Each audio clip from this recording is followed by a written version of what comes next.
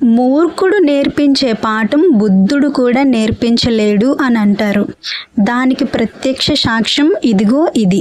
నేనంటే కిట్టని వ్యక్తులు నన్ను ఫేస్ టు ఫేస్ ఎదిరించడం చేతకాక మూర్ఖత్వంతో చేసిన పనిది.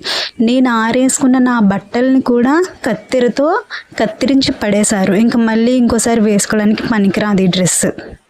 ఇలాంటి ఒక చీప్ మ్యాటర్ని సోషల్ మీడియాలో ఎందుకు షేర్ చేస్తున్నాను అంటే, మనం లైఫ్లో మంచిగా ఎదుగుతున్నాము అంటే 10 మంది మెచ్చుకునే వాళ్ళు ఉంటారు, 100 మంది మనల్ని చూసి కుళ్ళుకునే వాళ్ళు ఉంటారు.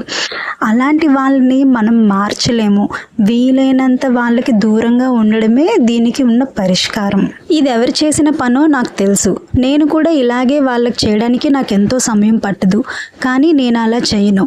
చిటికేసినంత ఈజీగా వాళ్ళని క్షమించి నా పనేంటో నేను చూసుకుంటాను.